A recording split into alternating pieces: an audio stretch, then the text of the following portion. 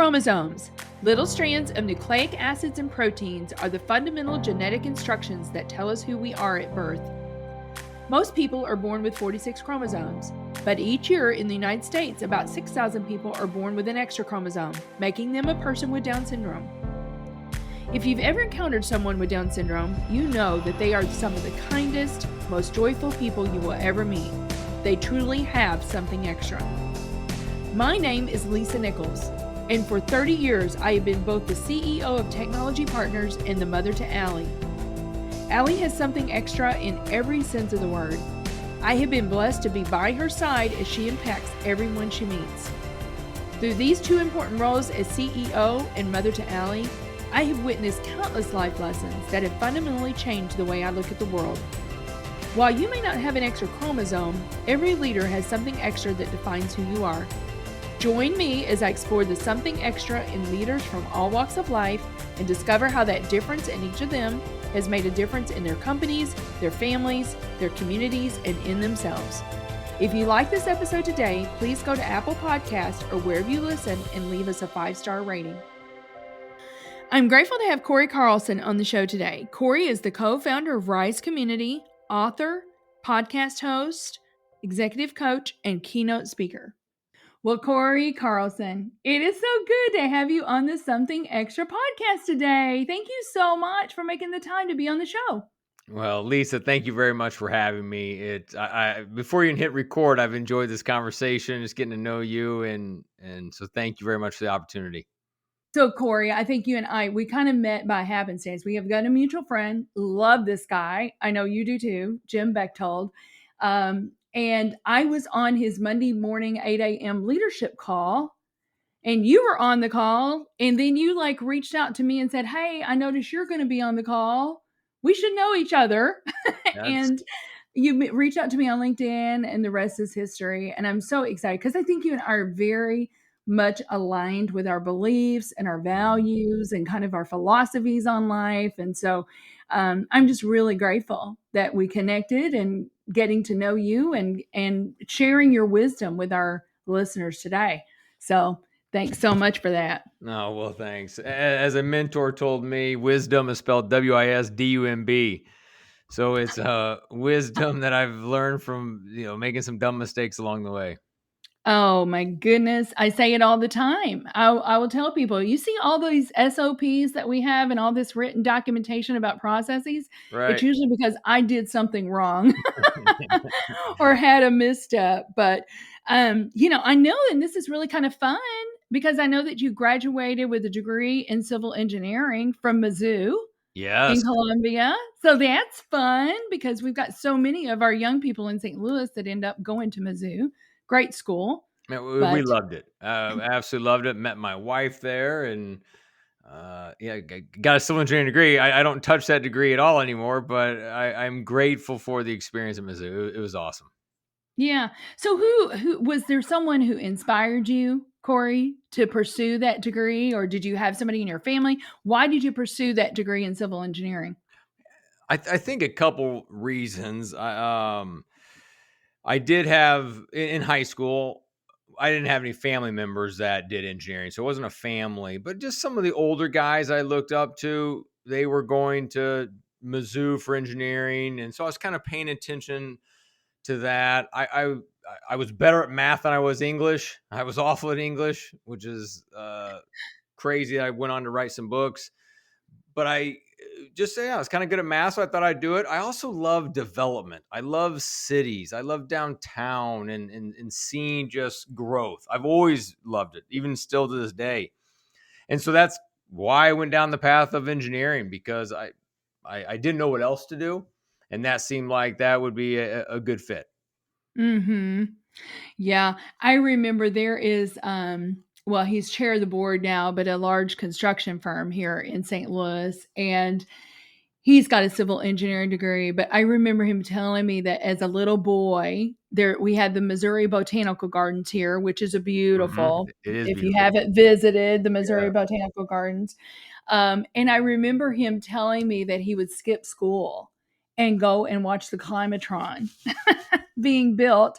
And he was so fascinated, kind of like what you said, by cities and building and architecture. And that's why he decided to go that route. Now he owns a large construction firm here. But, sometimes it's just, you kind of get intrigued by certain things, right? Yeah, your And curiosity. yeah, I think, yeah, curiosity, I think right? that probably drives a lot of decisions we all make is that curiosity. Agreed.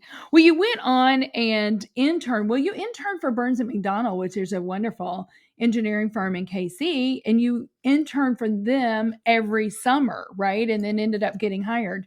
Yeah, they were awesome. There was a movie that came out. We always kind of joked about Michael J. Fox, Secret to Success, where the exact name was. I mean, I did not do the success part, but I started out in the mailroom. I did the mailroom as the intern, and then every summer interned in their aviation division. Great company, loved the company. I had incredible bosses from Renita and Doug, and just beyond grateful for them. And so me leaving Burns McDonnell wasn't any indication of them as a company, more just me.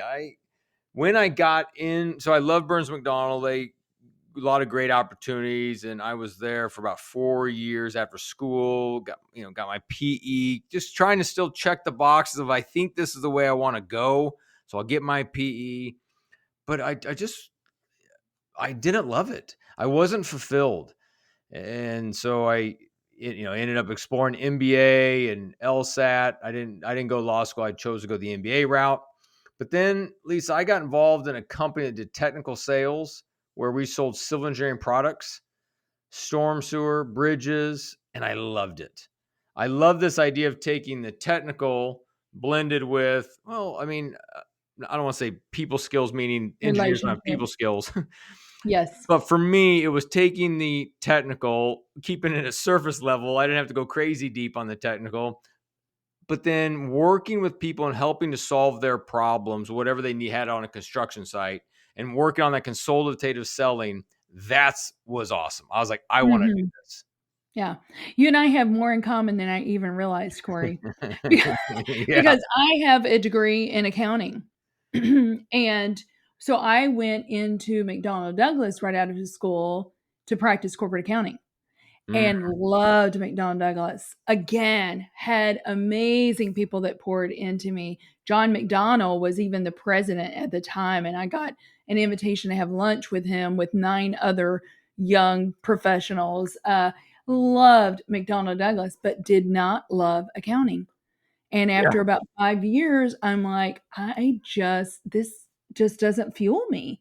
And so I left McDonnell Douglas and went into corporate sales for another Fortune 500 company. And same way, I'm like, I love meeting with people and helping Mhm. them solve their challenges. And yeah, so we have more in common, but it's every step. Here's what I would say to a young person: don't be afraid to pivot, for one thing. Oh man, yeah, absolutely. It is okay. And if you're not loving something, you figure out what you do love, because you spend a lot of time at work, right? Yeah, And figure out what fuels you. It's okay. I've met so many people that are doing something totally different than what they went to school for, and yeah. it's okay. And I think to that young person on that, if you're thinking of leaving, but really do check your heart on why you're leaving, because there is piece of just working in corporate America where there has to be some resilience built up. If the Yes. project's hard or you don't really like your boss, that doesn't mean you leave. Because, I mean, fast forward in my career, there was a season where I had the most difficult boss I ever had, but I learned so much. And now what I do as an executive coach and speaker, I will pull from those years of experience so often because of what I learned and how I had to adapt, or maybe things I did wrong. And it just was so helpful. So to that young person, absolutely, if you want to leave. You don't have, just because you got a degree in it doesn't mean you have to do it for life. But if you do leave, just check your heart to make sure you're just not running from something hard. I just was That's doing my mhm. devotion this morning, and was reminded of, and they talk about, many of the listeners probably have heard this story before, but just a reminder of when a storm happens, the difference between cattle and bison. Cattles will run from the storm, which in fact, they have to stay with it longer because they're running with the storm versus bison or buffalo. They run into the storm. Mm-hmm. And so there's sometimes we actually just need to run into the storm. It's better for us. We run into the storm, and I would go as far to say you learn more in the storm sometimes than you do on the summit. So, right. So yeah, there's Absolutely. so much wisdom packed in there. I'm glad that you brought that up, and don't run away from hard things. But, for me, I'm like, I think I really want to do sales. I want to do sales, but, they were not going to let a 24-year-old sell F-18s. So I had to go and totally pivot. But you after that, then you went on to Contact, and I think you were president of sales, Groundwork Solutions. What was during this time, Cory? What I really want to camp out on is, what was your mindset? What was your mindset about you, your career, success, all of that during this time? Well, I had a few different mindsets during that time, which is part of my story. Yeah, so I left Burns McDonnell. I went to Contact. I did sales, started in Kansas City, got promoted, moved to Denver, and then managed a bunch of people in states, and then got promoted and moved to Cincinnati, where I was vice president of sales and managing $120 million division. And so there's a couple different mindsets I had at the different times. And Kansas City, unfortunately, is probably all about myself. Climbing the ladder, let's go sell. I mean, give me a sales challenge, I'm gonna go try to win, and had success, and got to do some cool things, like go to the Ryder Cup and go to a trip in Mexico, and like I went for those. And at the time, it was about myself, at the expense of my family, which is a bummer. And then I went to Denver. I started to get better, less about me, more about team. As I was leading individuals, I also worked for one of my best bosses out there, and so he modeled it well for me. And then when I got to Cincinnati, I would say that was the biggest pivotal change for me as a leader. And truth be told, Lisa, it kind of took running into a storm. It kind of took hitting a low to realize I needed help. But as I was in charge of this $120 million division, or a VP of it, I had imposter syndrome. I had just leapfrogged my boss. I was now managing him. I was managing people older than me, people who've been the company or industry longer. And so this imposter syndrome, really just how it manifested was, I skipped the gym. I skipped quiet time. Kids playing on the floor in the family room at night, and my face is buried in the laptop. And I was like, there's got to be a better way. What's going on? And as I went to my boss, talked to him, who I really liked, and he just said, get an executive coach. I've always had one. And I was like, man, I wish you would have told me this sooner. Anyways, I did, in fact, get an executive coach. That's about 13 years ago, and I've had one ever since. Even though I do it now for a living, I now have a coach, because the outside perspective, the accountability, the encouragement and challenge at the same time, it's made me lead better. This particular coach I had wasn't just about work. It was home and work. Mm-hmm. And so beginning then is when I really started to lead differently, Lisa. So you talk about the mindset. That's when my mindset became, hey, it's just not about work.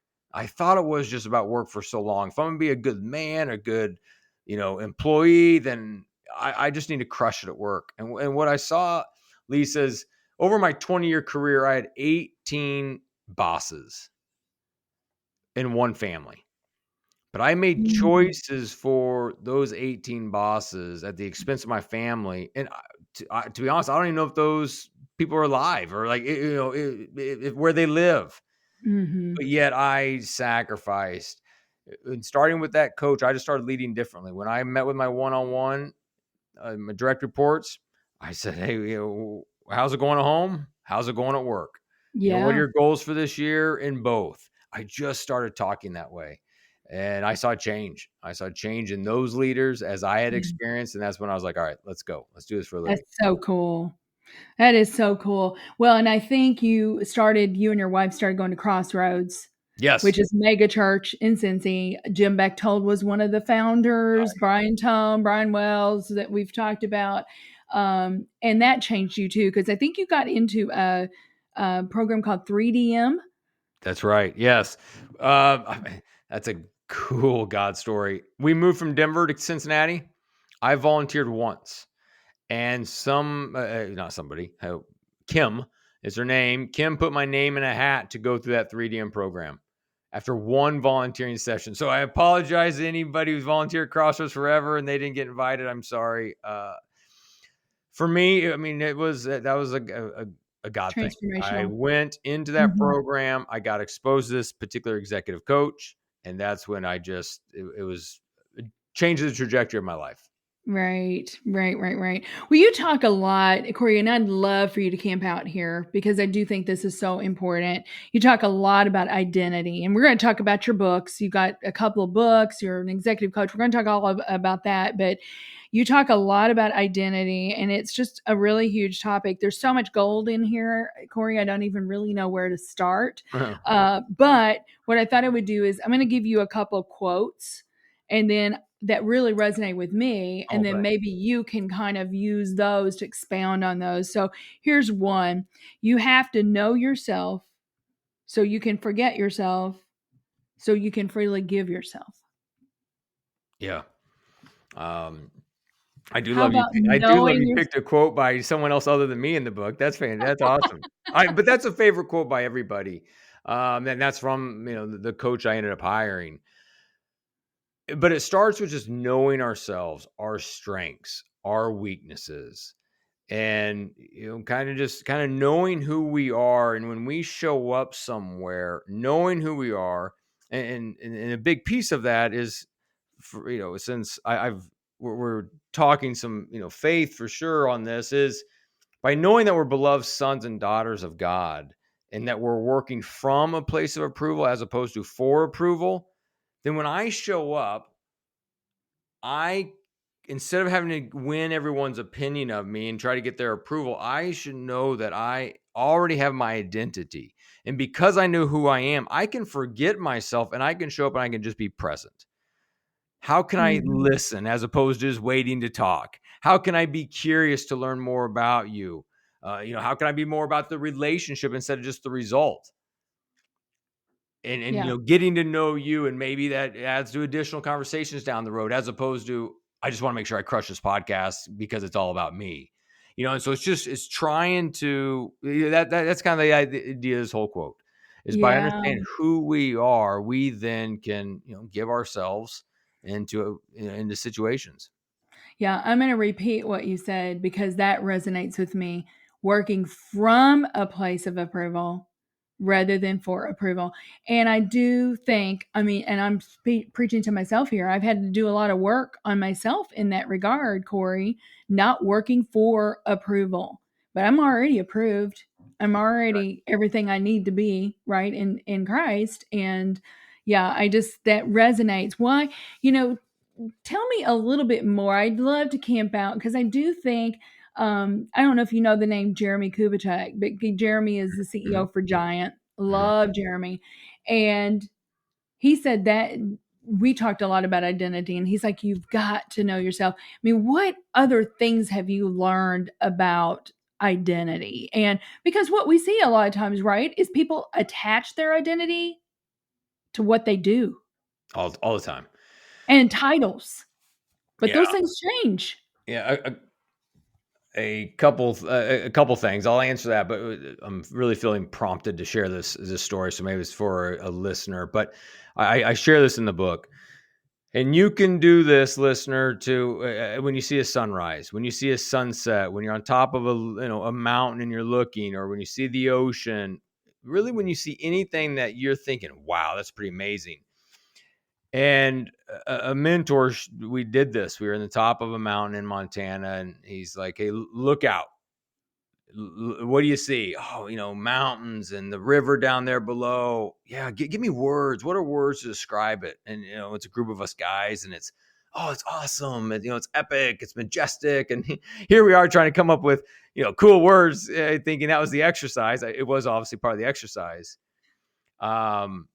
And as we're doing that, he just, he basically says, yeah, when God made it, he says, it's good. That's all he said, that it's good. But then after he made us, he said it's very good. And when I heard that the first time, it stuck.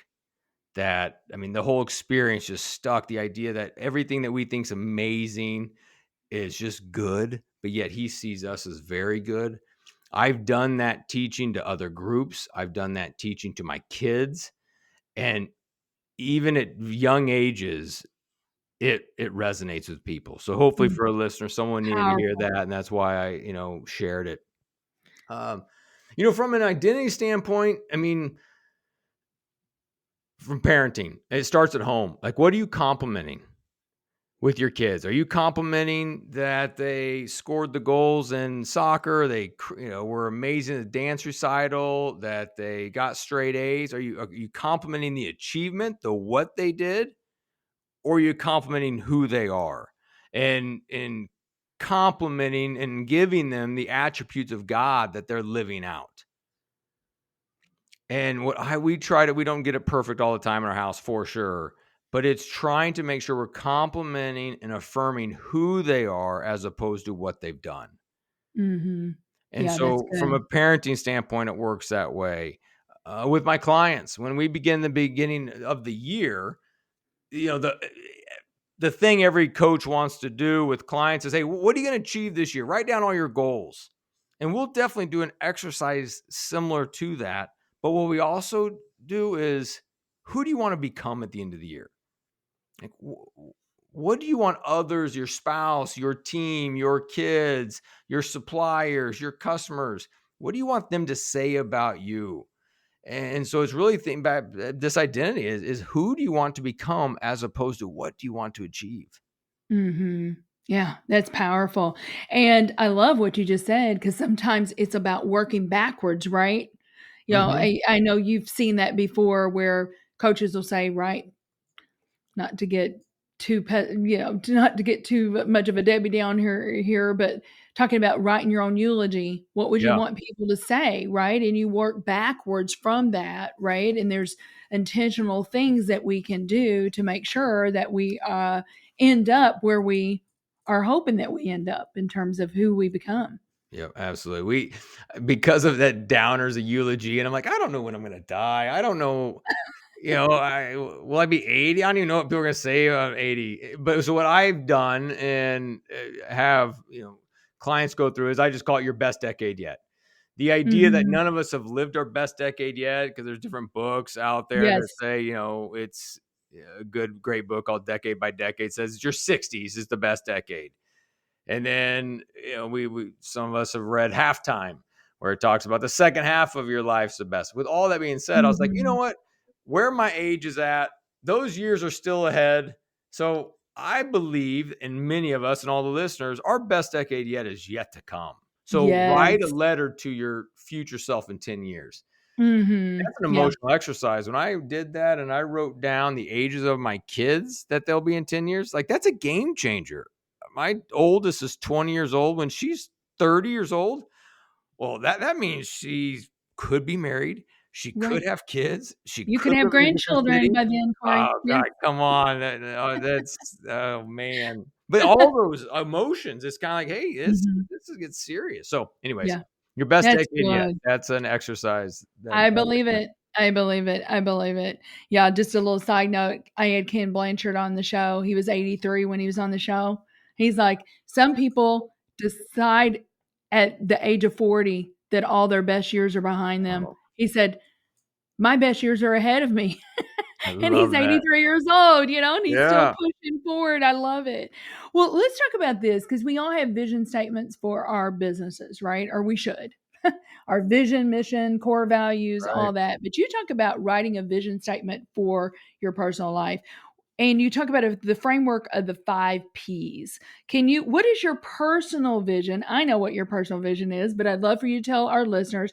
And then what are those 5 Ps? How can someone go about writing this personal vision statement? Yeah. Absolutely. a reason to do the personal vision statement is to avoid burnout and remind you. I mean, it's been said before, we get burned out not because we forget what we do, we forget why we do it. And I remember the Good. exact night I was in Tampa. I was at a dinner, sat across the table from a guy in private equity, and he pulled out his phone and he showed me his brand new car and how loud it was going down the street. And here I am away from I have no issues with wealthy people. I know a lot of amazing wealthy people, Mhm. and just, awesome, awesome, awesome. For me, it was his tone in the whole evening, because when we talked work and his car, energy level was way up here. When anything was brought up about family and kids, it just went down. And so that was bothering me some. And then when he pulls out the phone to show me how loud this new car was, I was just like, is this my life? Like, I was president of sales at the time. Is this my life, just to go around, travel the country and make more sales, increase EBITDA, so this guy gets a better car every year? Like, is that my life? And so I was just struggling with it. And I go out to the front of the restaurant, waiting for the car to show up, and I called my coach. He doesn't always, I didn't always call after hours, so he probably was curious what was going on. And I just explained, like, is this really my life? And he says, I want you to write a personal vision statement. I was like, what in the world is a personal vision statement going to do to get me out of this jam? Like, he goes, just trust me. So I did. I went through a similar exercise like this, but I'll explain the 5 Ps. I went through the exercise, came up with my vision statement, and the vision statement is to connect people to greater performance and even more significant purpose. And so for what that meant for me is greater performance. Anytime I interact with somebody at work, around a campfire, in my own home, I'm trying to think, hey, how can I help them perform better at work and home? Is there a tip I can give them? Is there maybe a question I can maybe ask that will make them think? It just, it helps me just be present, not just talk about sports and weather. Mhm. And the other is help them into a greater purpose, or more significant purpose. Is if I could connect them to God, then let's go. But if they aren't a believer, it's not the right place, then just serve others, like a greater purpose. Yes. So Lisa, as I traveled the country after putting together this statement, it was a significant game changer. When I went there, I knew that I was on assignment. It was my Mhm. calling to see if I could help someone have greater performance and more significant purpose. If I could connect them to it, then job well done. And if EBITDA improved along the way, great. But I knew my job. And what was Yeah. cool is it changed my mindset, and EBITDA improved and things got better. Yeah. So anyways, That's if you come up that with a vision statement, I'm not guarantee you're going to get more profitable. That's not it. But it did right. work out. And so the Yeah. 5 Ps are problems. That's the first one. What problems have you overcome in your life that you want to help other people overcome? For me, that actually was one of the biggest Ps for me personally. It may not be for you as a listener, but for me, it was because my problem was I lost at home.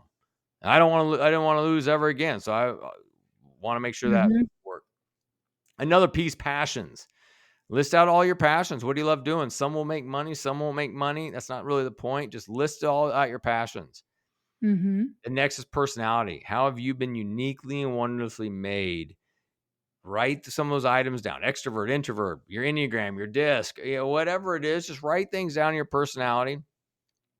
Next is potential. What do you see out there in the world that you think needs to be solved or achieved or gone after? You may see something that others don't. I'm on the board of a nonprofit called Aruna, and the executive director, before he started Aruna, he saw on the bottom of the news station he was watching a ticker symbol go across, or an update about how many women were in sex trafficking in India. This guy lives in the United States, but he saw that and it wrecked his Mhm. world. And Yeah. he went on. He saw the potential of putting a dent in that. Like if I Yeah. saw that ticker, I'm not saying I'm heartless, but if I saw something like that, I'd be like, okay, hopefully someone fights that. I'm going to go over here and Right. do something different. He But for him, saw it it. pricked his heart. Yes, it pricked his Mhm. heart, and he saw that there was a potential of his life to put a dent into that number, and so he went after it, and he's run Aruna, and we're in our 11th year, which is pretty darn awesome. And then the very last P is possessions. And what has God given you, whether it's degrees or it's money or whatever it could be that you could then go use to help others. So those are the 5 P's. I'd write down, for the listener who wants to do this, write down all the answers to those P's. Then just Yeah, look at that's it, pray good. over it, and something's going to percolate to the top to say that is your statement. And your statement doesn't need to motivate anybody else. You could tell me your statement. I'm like, that's okay, whatever. But it's not for me. It's Yeah. for you. So what gets you excited when you read that? That's so, so good. And I don't know if you've done this with your family, Cory, but as you're talking, I'm thinking what a great exercise to do with your kids. What a great exercise to do with your spouse if you have a spouse. All So true. Yes. getting everybody on the same page, I think is really good. Um, And I'll we've just warn any listener who tries to do it with their spouse, there may be rolled eyes. There may be the thought, this is dumb. I know from experience, but Mhm, mhm. power through and you usually get to something pretty cool. Yeah, one of my favorite people on the planet is Rick Lytle, who's the CEO for CEO Forum. And he did that with his girls at a very young age. I mean, they would do their vision boards and everything as a family. I always thought that was really cool. And they had their own vision statement for their family, but it really was kind of their guiding force, if you will. I mean, all rooted in God, in faith. But I think that's really, really powerful. Well, tell me this. I've got so many questions for you, but Cory, what do you see? I mean, you're an executive coach now for leaders. What do you see as being some of the biggest challenges that leaders are facing today? Can you just name a few of those? And how have you coached them to overcome those things? What are some of those challenges? I mean, there's all kinds. I know burnout, there's all kinds, but what do you see as you're going around coaching people? Mhm. I see, a variety of challenges. Some of the ones that are, coming top of mind right now is I will get leaders who are, they're frustrated in an area of their life. And it could be work or it could be home. And what you see often is, especially if it's at home, it's because they haven't applied the same intentionality that they have at work. Mhm. And, at work, we have vision statements, we have one-on-one meetings with our direct reports. We've identified what our rocks, our initiatives for this quarter. And we have all this intentionality at work, but then we come home and we wing it. Do we have a date planned with our spouse? Maybe, maybe not. Have we spent any real intentional time with our kids? Maybe, maybe not. And so I see a big piece in that is how it takes intentionality to have success Right. at home, and many leaders don't put in the work. Mhm. Mhm. And I get it. I mean, it's hard at work. We have KPIs, right? Key performance indicators. We understand what we need to go after. It's very ambiguous at home. There are no real Right. KPIs to know. And so, there are some KPIs I put in place is I want to do 2 dates a month with my wife. When we don't do dates, we drift. And so it's going on dates. I'm paying attention to how many one-on-one times I'm having with my kids. And making sure that I'm doing ice cream, I'm doing coffee. I've got a college daughter, making sure I'm sending a text, doing some touch point because it takes intentionality. So I think that's a big Mhm. one that I see a lot. Another one, as I learned this through one-on-one calls, especially, there's a lot of leaders are lonely.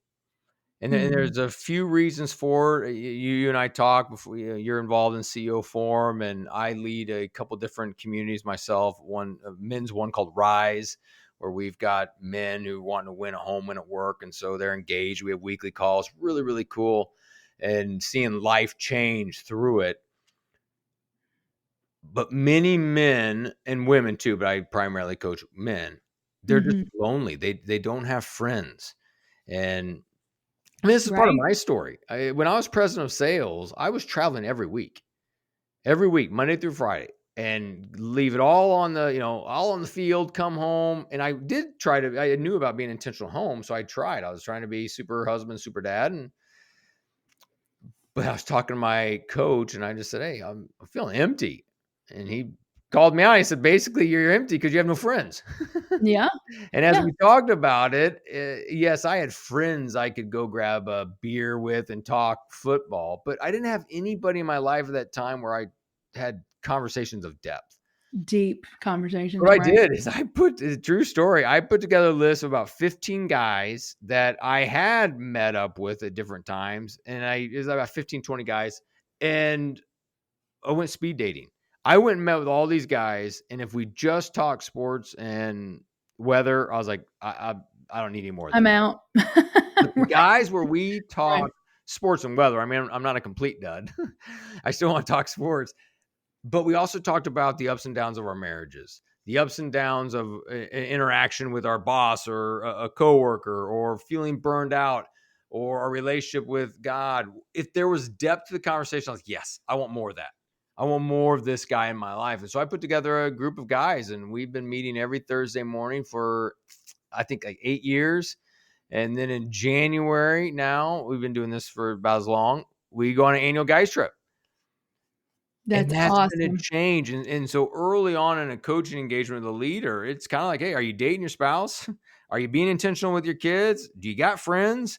And you can kind of right away, it's like, oh no, I haven't.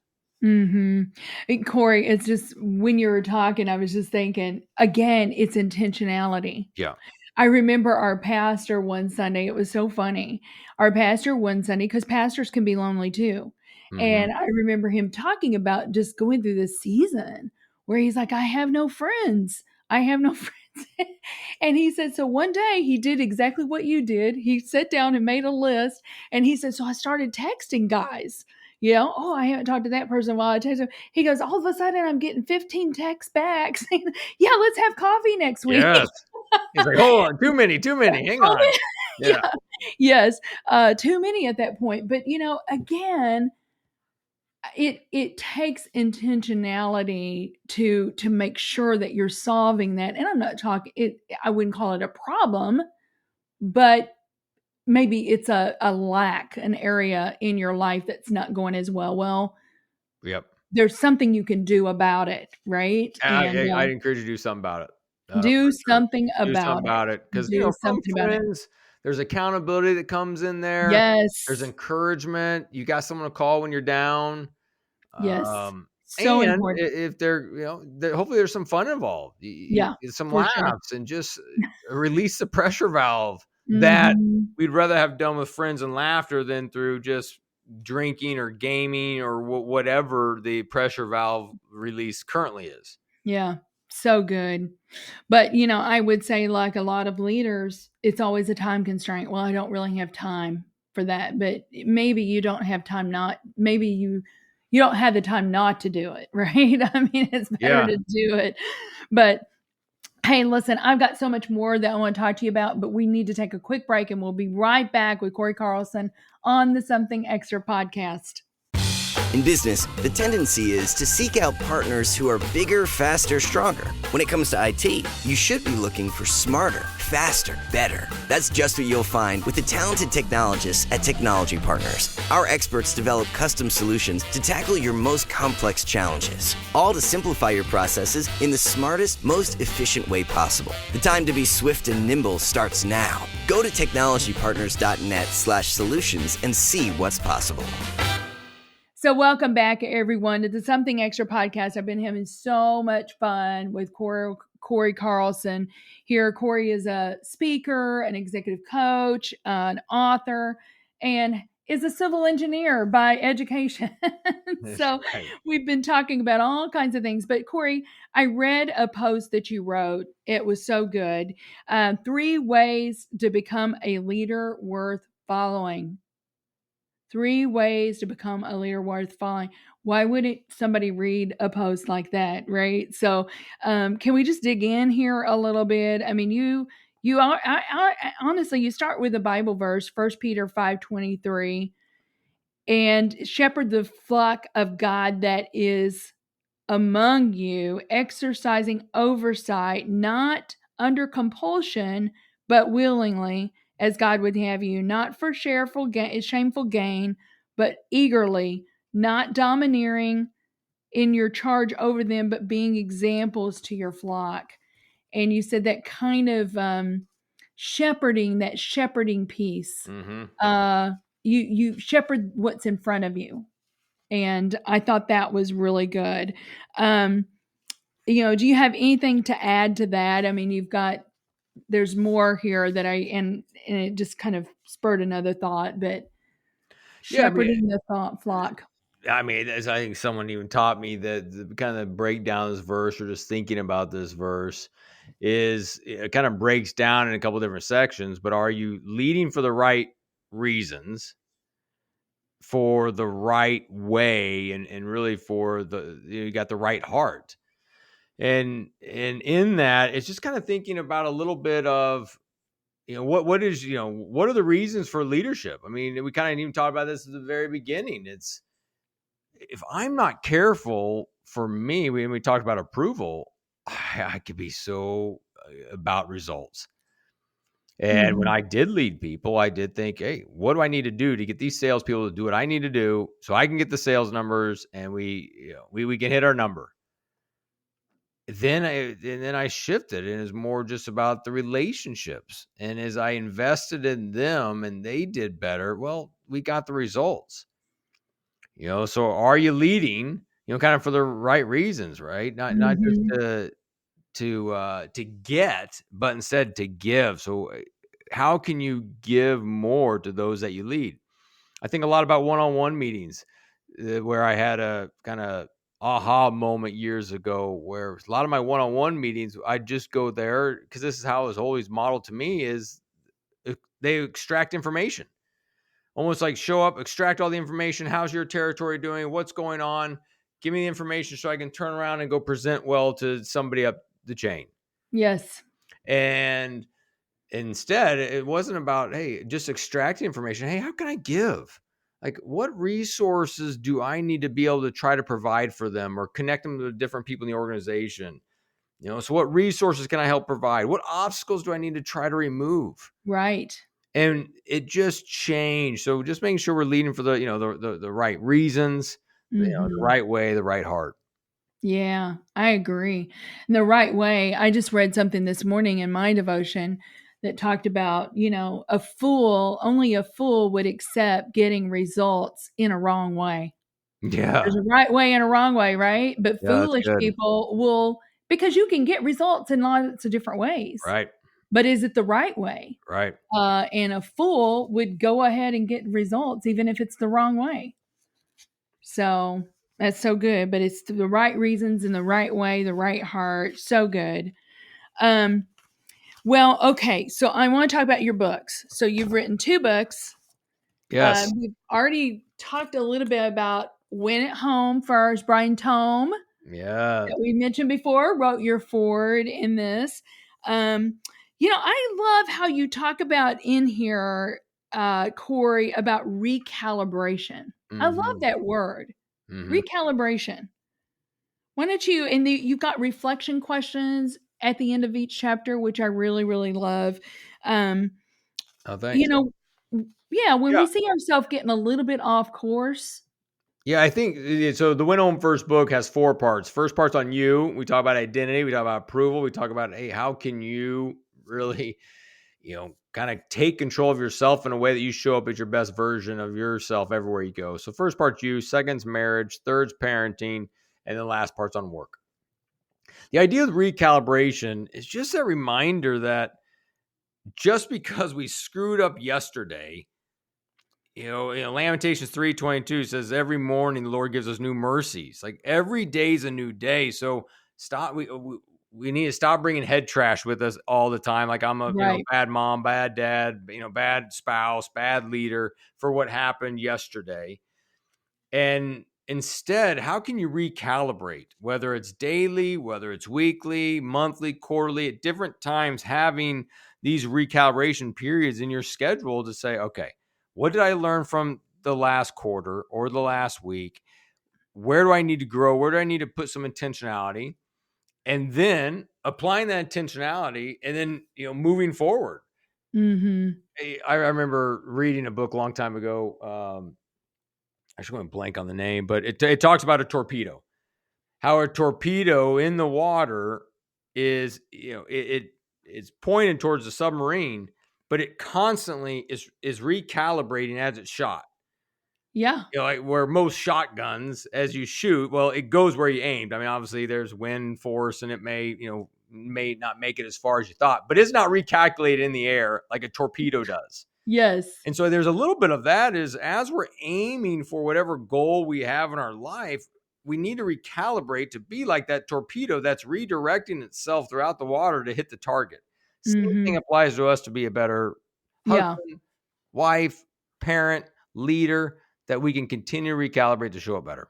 Yeah, that's a great metaphor. I really love that.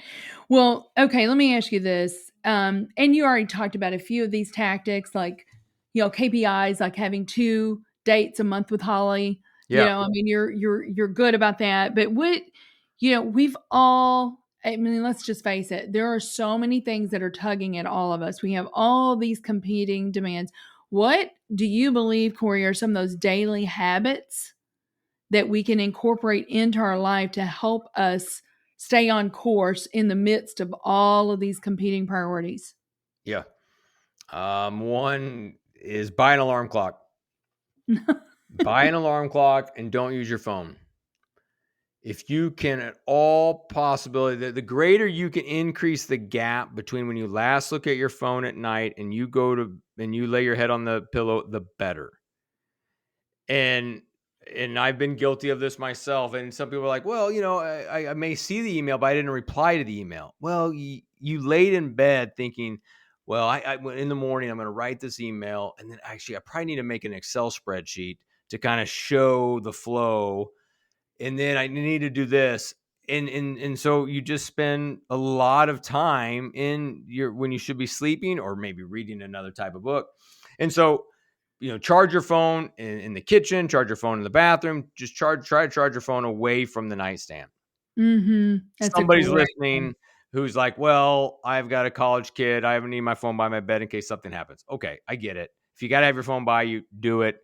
You just got to be super disciplined that you don't fall asleep scrolling social media, looking at the news. So that's one piece. Increase it when you go to bed. The other works the same ways. In the morning when you wake up, increase the gap as long as possible before you grab your phone. I talk about this in Rise and Go. Cycle of awesome versus cycle of awful. Cycle of awesome is a phrase we're familiar with, right? Our thoughts lead to our to our actions, which lead to our results. Our thoughts lead to feelings, lead to actions, lead to results. Cycle of awful is when we start our day by looking at the results. We grab our phone. We see, did that post I do yesterday, did it go viral? Did anything cool happen? Did we get that? Did that client send back the change order? Did that prospect say yes? And we check our email for that. We go looking for the results. Yeah, that's good. Odds are none of that happened while we slept. And so we start off frustrated. We looked at the results. We then then our thoughts are, man, it's going to be a bad day. That client didn't say yes. Oh, and, and there was a shooting downtown. Oh, and this happened across the country. And, oh, this is happening in the political world. All things that we can't control. But we start our day with the results of the world. And then that leads to our thoughts that we think we're not enough. And it's not going to work out today. Then our feelings are we're discouraged. And then guess what? Our actions are we show up less than. And we don't give our best effort. And I think it's so often because we start the day looking at our phone. Yeah. And if that's good. And if we can start the day thinking of gratitude, scripture, journaling, meditation, working out, like a variety of ways to start your day, I think can be so significant. Yeah, that's really good. We are starting with the results. Yeah, that's good. Well, we've got a little bit more time here. I would love people to understand just how intentional you are in this, win at home first. I would love for you just to really, if you can, just encapsulate it in a short little story here, Cory, what you guys did for Kylie, I guess your oldest, that's now 20, Oh, when she wow. turned Yeah. 13. What did you guys do? I mean, the intentionality behind that was amazing. I love it. And there may be people with younger Yeah. kids on the call that can take that and implement it for themselves. Yeah. Great. Well, thanks, Lisa. It's cool. Yeah, to the listener, if you hear this story and you want to go copy and paste it, do it. It's in my book, and go get the book and do the exact same thing we did, or tweak it however you want. Go for it. And so for us, what happened was our daughter's now 20, and we've done this for both of our daughters. I have 3 kids, 2 daughters and a son, and we've now done it for both of our daughters. We will do a version of this for our son. Well, what happened was when our daughter was turning 13, I wanted, and my wife too, we wanted to do something for like an identity ceremony. And going into it, we knew there were materialistic identity or kind of ceremonies like MTV. I can't remember the name. My sweet 16th birthday, or I don't know, whatever it was. Right. You get this brand new amazing car, and maybe we just did all this because we knew we weren't going to get an amazing car for our kid, and we wanted to do something cool. I don't know. Well, we weren't going to do something like that. There's a lot of great father to son ceremonies. There's good mother to daughter, but there really wasn't anything for a father to a daughter that I could find. There may be something out there now, but I just couldn't find anything. And I want to be involved in it. And I also want my wife involved in it. So what we did is kind of taken a hodgepodge of about a bunch of other ideas that we had and we had seen. But we went to Proverbs 31, which is the godly woman proverb.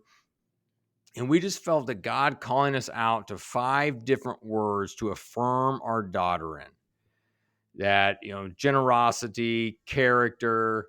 I don't even remember all 5 at this moment on the spot here. But anyways, we identified 5 words. Well, what we did is we then put together a list of women that impact her life, and then men that impact her life. And so there are Holly's and my close friends. And we assigned a word to each of those people. They each got 1 word, and they were to write a letter. What does that word mean to their life? What does that word mean to a 13-year-old girl? And we got these letters back, Lisa, and this was before ChatGPT. I was blown away by the wisdom of all of our friends that we got. It was incredible. And then we put it together in a book, like a Snapfish book. Awesome. It was so, so cool. The night of each of their individual birthdays, we had some of those people come over, read the letters, talk about the letters. And it was awesome. It was emotional, very, very cool. Well, then one of the highlights was towards the end. So the book was great. The words, people talk around the table, reading these letters. I mean, all that was great. So it's kind of crazy to think we could even top it. But at the end of the night, I had heard somebody do a teaching on Exodus 38:8, where the women had to hand over their bronze mirrors to be melted for the sinks, basically the wash basins of the tabernacle.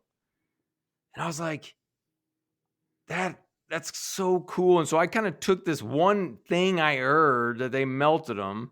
And I'd also done, this is what I'm talking about. We just took a bunch of cool ideas and tried to blend it all together. But I heard that one verse.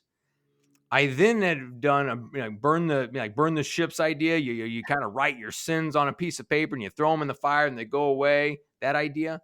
Yes. So what we did is we got 2 bronze mirrors.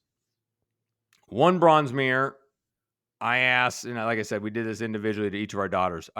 But I asked them to write down what are their identity issues, what are their character challenges, and I don't know what they wrote as confidential. But my thought is they probably wrote, how many guys like me, getting straight A's, how am I doing in dance for the oldest, gymnastics for the younger, how many people, Snapchat followers I have, Instagram followers, like that. I'm sure that would have been all the things on their list that they wrote on this mirror. We then took the mirror, and after I got it, I didn't look at it, but I took the mirror. We then threw it on the fire and we watched it melt. And we told them that their identity is not in how many guys like them, how many social media followers they have, whether they got the trophy at the dance recital or not, or they got straight A's or not. That is not their identity. Their identity is in these 5 words. So we then gave them a new bronze mirror where my wife embroidered the words on a casing for it, and that these are God attributes that we see in each of you, that we want to affirm you in, and we want you to live into them, as opposed to what we just melted. Yeah. And it was awesome. And That's it was so cool. so beautiful. It's so cool. Yeah. And there was a cool, I think it was the next day, very next day. So where our house, in our old house we used to live in, when my daughter she was on the phone, and I was down at the bottom of the stairs and I could hear everything. And she was on the phone on speaker with her 2 of her good friends. And, they said, "Hey, so what'd you get for your birthday?" And she goes to explain the ceremony and kind of what it was in this book. And then they go, "Is that it?" And my heart just dropped. I was like, son of a gun. Are you serious? And my daughter just says, "Yeah." And the 2 other girls says, "Oh, I wish we would have had that." And I was like, "Oh, yes." But they liked it. And the reason I just share that part of the story is all of our kids are, longing for us to affirm them in their identity and who they are, as opposed to what they've done. Oh, so good. That's gold. So, well, thanks for letting me share it. It's been a minute. Yeah. Oh my goodness. Let's just talk real quickly about Rise and Go. I mean, here's what I really want our listeners to do. I want our listeners to go get your books. Thank you. You need an executive coach. Engage with Cory. Follow him. He's got a podcast. That's the other thing. He's got a podcast that is in the top 1.5% of podcasts, which there's 3 million podcasts. So that is really cool. But, the forward of this, Cory, was written by a guy I love. Oh, me too. Jordan Rayner. I Yes. love him. He was a former Something Extra podcast guest. And wow, follow Jordan too. He's got The Creator in You and Redeeming Your Time. But the subtitle is, and I love this, it's How to Get Back Up with Courage and Move Forward with Confidence. And Cory, the deal is, if we live for any length of time, we're going to get knocked down. Yep. We're going to get knocked down. I mean, why did you write the book? What are you hoping listeners will take from the book? I don't know how much time we got left. I know we're going longer for you, but really for me, I mean, the whole thesis of the book is, great leaders all leaders get knocked down. It's just the great leaders get back up quicker. So what could it look like in your life if the next time you got knocked down, big or small, you were able to get up quicker? And so that is kind of the whole thesis of it. And for me, March 1st, 2020 is when I left corporate altogether. We went all in on coaching. Like, here we come. My family, we made the decision. We decided, hey, it's time to go. That's March 1st, 2020. And we know what happened in 2020, March 13th. So 2 weeks later is when the world shut down and we had to do masks and stay at home mandates. On that day, I got some emails canceling workshops and speaking engagements. 35% of my revenue vanished. And I know for some listeners, they're kind of like, wham, 35%. I lost my job. I lost a loved one. I get it. I'm sorry for that. For us and for our life, we didn't know what was going to happen next. 35%. What about the other 65%? I was scared. I was knocked down. And in that summer, over that course of those next few months, and God just took me on a journey. He pointed me to different podcasts. I got to hear cool stories of resilience, pointed me to different scripture, different conversations. And there was just a stirring that started to take place. Well, in the ESV, the English Standard Version, In Acts 8, 9, and 10, 3 different individuals are told to rise and go do something bold and courageous. And I could unpack each of those stories and instances, if we'd like. But the deal is they went and did it. And as I'm reading this, I really just felt a nudge of like, rise and go.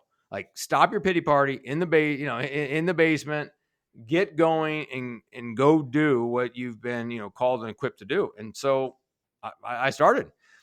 And what ended up happening was that during that time, I still was, reading my devotion. As there's some cool parts of 2020. I did a deep dive in reading different scripture that helped me get back up. And during that time, I'd have clients call, and they were struggling with whatever it may be. And I said, you know what? I wrote this morning or last week. Why don't you read this chapter or this idea? And so it got battle tested. They came back saying, oh, that was super helpful. Or can you go a little deeper here? And anyways, because of that, I put together Rise and Go. It's 20 different chapters. They're kind of written like devotions. You open with the scripture. There's some story. There's some leadership content followed by reflective questions. And so 20 chapters, first 10 give you the courage to get back up. The next 10 give you the confidence to move forward. And that's the book. It's good. Anytime I write a book, Lisa, it's because something got screwed up in my life. So, of course. So if I write a third book, you may just say, what happened to that guy? What happened to Cory? I always tell that too. I always say, I usually serve up whatever God's, making me eat at the time, so, but I love it. And you sent me a copy of it. And in there, you said in the first, you said, Lisa, I pray this book will help you rise and go in the tough times of life and leadership. And it's good.